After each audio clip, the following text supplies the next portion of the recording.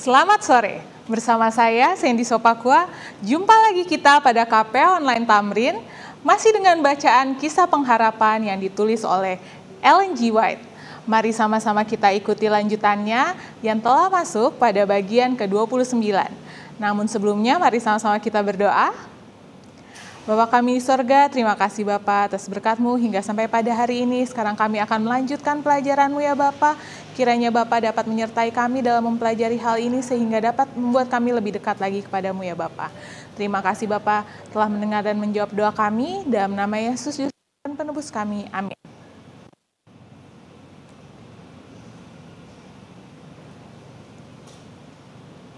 Berkompromi dengan para penyembah berhala, setan membentangkan rencananya untuk memerangi pemerintahan Allah dengan menanamkan panjinya di dalam gereja Kristen. Apabila para pengikut Kristus dapat dikelabui dan diajak untuk membenci Allah, maka kekuatan, daya tahan, dan keteguhan mereka akan dihancurkan dan akan dengan mudah menjadi mangsa setan.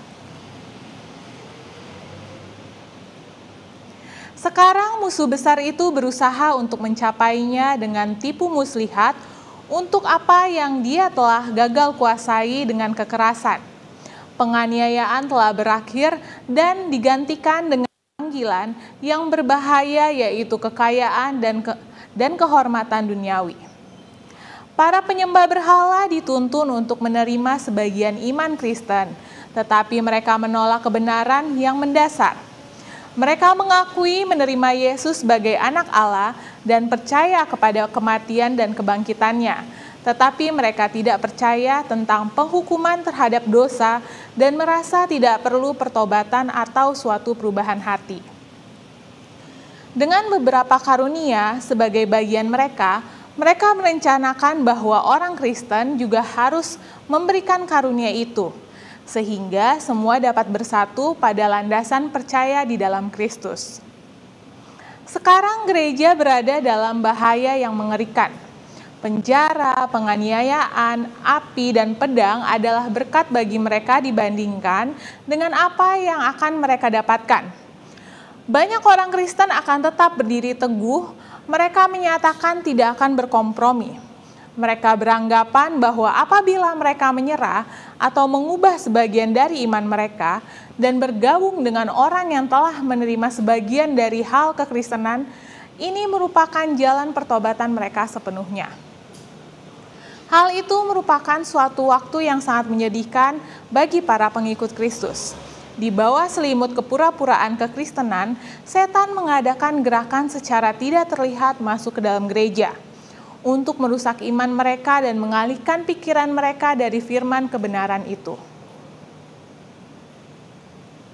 Akhirnya banyak orang Kristen setuju menurunkan standar moral mereka dan membentuk penyatuan antara kekristenan dan penyembahan berhala. Walaupun para penyembah berhala telah menyatakan bertobat dan telah bergabung dengan gereja, mereka masih memegang berhala mereka. Mereka hanya mengubah benda yang mereka sembah untuk menggambarkan Yesus dan bahkan patung-patung Maria dan orang kudus lainnya. Ragi jahat penyembahan berhala memperkenalkan cara seperti ini ke dalam gereja, melanjutkan pekerjaan yang menghancurkan. Doktrin-doktrin yang tidak bersuara, upacara-upacara yang percaya tahayul-tahayul, upacara penyembahan berhala dimasukkan ke dalam iman dan ibadah gereja. Sebagai para pengikut Kristus yang bersatu dengan penyembahan berhala, agama Kristen menjadi tidak murni dan kehilangan kuasa dan kesuciannya.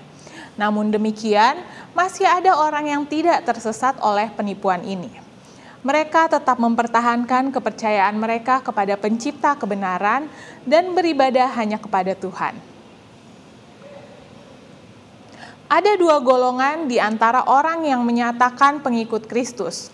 Golongan yang satu mempelajari kehidupan juru selamat dan mencari dengan sungguh-sungguh untuk memperbaiki kelemahan-kelemahan mereka dan untuk mengikuti teladannya. Sementara kelompok yang lain menghindari praktik-praktik kebenaran yang menyatakan kesalahan mereka. Bahkan gereja ini sama sekali tidak melakukan kebenaran, kesucian, dan kejujuran.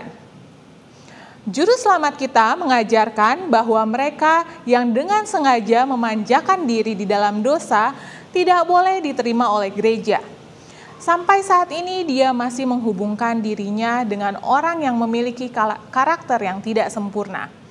Dan dia memenuhi mereka dengan kebaikan, pengajaran, dan teladannya untuk memberikan kepada mereka suatu kesempatan untuk melihat dan memperbaiki kesalahan-kesalahan mereka.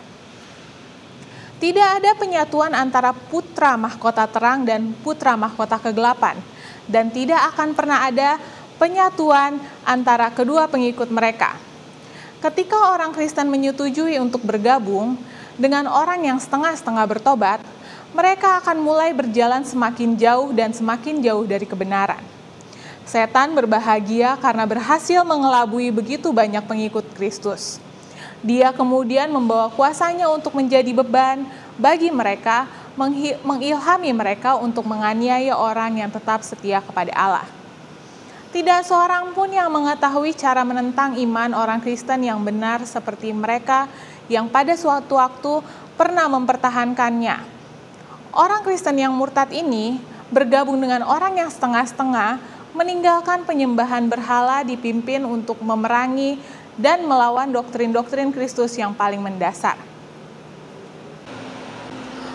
Orang yang ingin mempertahankan iman mendapati bahwa hal yang menuntut suatu perjuangan yang benar-benar agar berdiri teguh melawan penipuan-penipuan dan hal yang dibenci yang tersembunyi di balik jubah keimaman yang diperkenalkan ke dalam gereja. Alkitab tidak diterima sebagai standar iman. Doktrin kebebasan beragama dianggap sebagai kepercayaan keagamaan yang menyimpang, dan orang yang mempertahankan dibenci dan dicemooh. Pemisahan diperlukan.